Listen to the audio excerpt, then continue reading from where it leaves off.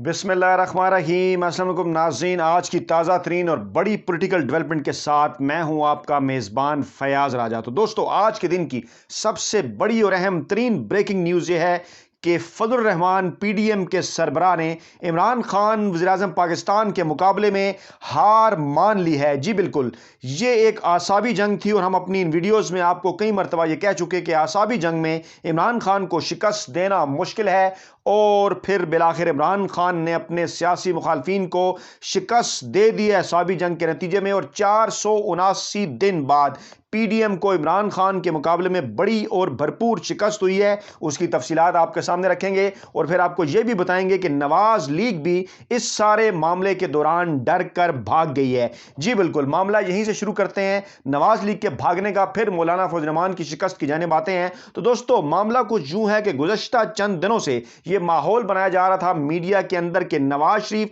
जनवरी के महीने में पाकिस्तान आएंगे और इस्टेब्लिशमेंट उनके साथ कोई डील करने की कोशिश कर रही है। लेकिन इन तमाम खबरों को हमने अपने इन्हीं वीलॉग्स के अंदर मुकम्मल तौर पर झूठा साबित किया था और आज इसकी तस्दीक हो गई है। नवाज लीग की तर्जुमान मरियम औरंगजेब की जानिब से नवाज शरीफ ने यह कहा है, मरियम औरंगजेब ने यह कहा है, नून लीग की तर्जुमान है, नवाज शरीफ की तर्जुमान है मरियम औरंगजेब। उन्होंने कहा है कि नवाज शरीफ इलाज मुकम्मल होने पर ही वापस आएंगे और उन्होंने फवाद चौधरी का जवाब दिया और उन्होंने कहा कि नवाज शरीफ पंजाब हुकूमत की सिफारिश पर और अदलिया की इजाज़त से बैरून मुल्क गए। उन्होंने कहा कि साबिक वज़ीर-ए-आज़म अपना इलाज मुकम्मल होने और डॉक्टर्स की तरफ से सफ़र की इजाज़त मिलने पर ही वापस आएंगे। यानी कि वही हुआ जिसके हवाले से नवाज लीग हमेशा से मशहूर है, यानी कि ऐलान करना और उसके बाद फिर भाग जाना। जी बिल्कुल, नवाज शरीफ की भी यही तारीख है, मुस्लिम लीग नवाज की यही तारीख है कि बिल्कुल इसी तरह वो हमेशा से कोशिश करते हैं कि इस्टेब्लिशमेंट का गला पकड़ें, उनसे फ़ायदा उठाकर पहले इक़्तिदार में आते हैं और फिर जब उन्हें नाकामी का सामना करना पड़ता है तो फिर इस्टेब्लिशमेंट के पांव पकड़कर जो है वो उनकी मिन्नत तरला शुरू कर देते हैं। बिल्कुल यही हुआ। पहले अयाज सादिक और इस तरह के कुछ दीगर लोगों ने यह ऐलान किया कि नवाज शरीफ वापस आ रहे हैं, लेकिन उसके बाद शाहिद खकान अब्बासी और अब मरियम औरंगजेब की जानिब से यह कहा गया कि नवाज शरीफ अपना इलाज करवा कर ही वतन वापस आएंगे। न जाने वहां पर वो कौन सा इलाज करवा रहे हैं। गुज़श्ता तकरीबन 2 बरस से ज़ायद का अरसा गुजर चुका, किसी डॉक्टर के पास वो नहीं गए, किसी हॉस्पिटल में वो नहीं गए, क्योंकि वो पाकिस्तानी अदालतों से मफरूर हैं, डर कर भागे हुए हैं। जेल वो काट नहीं सकते, यहाँ उन्हें मच्छर काटते हैं, तो इसलिए वो मुल्क से फरार हुए एक डील के ज़रिए पाकिस्तानी इदारों के साथ। उस वक्त ये कहा गया, जिसमें जो है वो अदलिया के बाज़ लोग और पाकिस्तानी इस्टेब्लिशमेंट के बाज़ लोग भी शामिल थे। लेकिन बहरहाल तमाम तर दावों के बावजूद अब नवाज शरीफ जो है वो वापस नहीं आ रहे और नून लीग एक मरतबा फिर जो है वो डर कर भाग गई है। अब आपको ये बताते हैं कि किस तरह से 479 दिन बाद पीडीएम को, मौलाना फजल रहमान को इमरान खान के मुकाबले में बड़ी शिकस्त का सामना करना पड़ा। जरा याद कीजिए कि पाकिस्तान डेमोक्रेटिक मूवमेंट का क़याम 20 सितंबर 2020 को अमल में आया था। उससे पहले मौलाना फजल रहमान इमरान खान की हुकूमत का एक बरस मुकम्मल होने के बाद जो है वो 2019 में, अगस्त 2019 में उन्होंने इस्लामाबाद की जानिब लॉन्ग मार्च का ऐलान किया। फिर अक्टूबर के आखिर में और नवंबर के शुरू में वो इस्लामाबाद पहुंचे, लेकिन उसके बाद वो यहाँ की मौसम की सख्ती का और दीगर मामलात का मुकाबला नहीं कर सके और वो यहाँ से भाग गए। इमरान खान का इस्तीफा उनका मुतालबा था, लेकिन इमरान खान का इस्तीफा लिए बगैर ही वो इस्लामाबाद से रवाना हो गए। 20 सितंबर 2020 को जब पीडीएम का क़याम अमल में आया तो चंद अहम तरीन नुकात, मुतालबात थे जो उनकी जानिब से सामने आए, वो हम आपके गोश गुजार करते हैं और फिर आपको बताते हैं कि किस तरह से पीडीएम एक एक करके इन तमाम चीज़ों से पीछे हटी और इमरान खान के मुकाबले में मुकम्मल तौर पर उन्हें नाकामी से दो चार होना पड़ा। तो जनाब, पीडीएम का क़याम जब अमल में आया तो सबसे पहला मुतालबा था इमरान खान वज़ीर-ए-आज़म पाकिस्तान इस्तीफा दें। दूसरा मुतालबा था कि मुल्क के अंदर नए इलेक्शन कराए जाएं। तीसरा मुतालबा था कि हम कौमी असम्बली से, सेनेट से इस्तीफे दे देंगे। ऐलान उन्होंने यह किया था और फिर उन्होंने कहा था कि वो लॉन्ग मार्च करेंगे, उन्होंने कहा था कि वो धरना देंगे और फिर उन्होंने यह भी कहा था कि वो सेनेट इलेक्शन नहीं होने देंगे, ज़मीनी इंतखाबात में हिस्सा नहीं लेंगे, बल्दियाती इंतखाबात में हिस्सा नहीं लेंगे। लेकिन एक एक करके वो अपने तमाम मुतालबात से पीछे हट गए और अब आखिरी किस मुतालबे से वो पीछे हटे हैं, आज की जो मौलाना फजल रहमान की मीडिया ब्रीफिंग है उसकी तफसीलात आपके सामने रखने से पहले मैं आपको बताऊं कि सबसे पहले तो जनाब वो इस्तीफों के मुतालबे से भी पीछे हट गए, क्योंकि पीडीएम के अंदर जो शामिल जमातें थीं, अवामी नेशनल पार्टी और पीपल्स पार्टी, इन्होंने इनकार कर दिया और इसी मामले के ऊपर वो छोड़कर चले गए। और लॉन्ग मार्च का ऐलान कम अज़ कम 3 मरतबा किया गया पीडीएम और मौलाना फजल रहमान की जानिब से। सबसे पहले दिसंबर 2020 में लॉन्ग मार्च का ऐलान किया गया, लेकिन भाग निकले। फिर मार्च 2021 में लॉन्ग मार्च करने का ऐलान किया गया, लेकिन पीडीएम टूट गई, लॉन्ग मार्च नहीं हुआ। फिर अगस्त 2021 में लॉन्ग मार्च का ऐलान किया गया, लेकिन वो लॉन्ग لانگ مارچ بھی نہیں ہوا، اور انہی ویڈیوز کے اندر اسی فورم پہ ہم آپ کو آگاہ کرتے رہے کہ یہ لانگ مارچ ہرگز نہیں ہوگا اور سینٹ الیکشن اپنے وقت پر ہوں گے اور اس میں پاکستان تحریک انصاف کو کامیابی بھی حاصل ہوگی۔ اس طرح سے 3 مرتبہ پی ڈی ایم کو جو ہے وہ لانگ مارچ کا اعلان کر کے بھاگنا پڑا، پھر ایک وقت میں پیپلز پارٹی اور عوامی نیشنل پارٹی ان کا ساتھ چھوڑ گئی، اور پیپلز پارٹی اور عوامی نیشنل پارٹی نے یہ کہا کہ نہ اس تبدیلی کے اوپر کام کیا جائے اور عمران خان کے خلاف تحریک عدم اعتماد لائی جائے، پہلے پنجاب میں وزیر اعلیٰ پنجاب عثمان بزدار کے خلاف اور پھر مرکز میں وزیر اعظم پاکستان عمران خان کے خلاف۔ لیکن اس وقت پی ڈی ایم کی صفوں میں اختلافات پیدا ہوئے، دعوے کیے جاتے رہے کہ جناب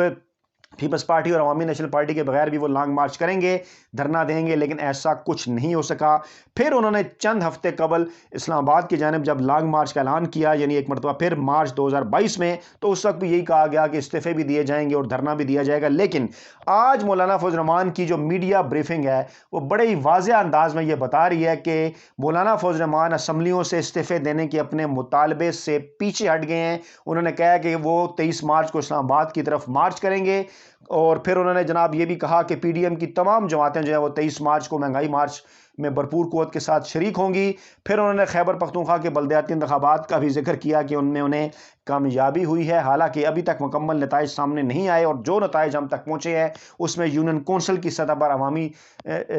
جو ہے وہ عوام کی بڑی سیاسی جماعت کے طور پر پاکستان تحریک انصاف ہی سامنے آئی ہے۔ صرف تحصیل کونسل کے نتائج کو لے کر یہ تاثر دینے کی کوشش کی گئی کہ شاید جمعیت علماء اسلام کو کامیابی ملی ہے۔ تو جناب مولانا فضل الرحمان نے آج یہ کہا کہ انہوں نے استعفے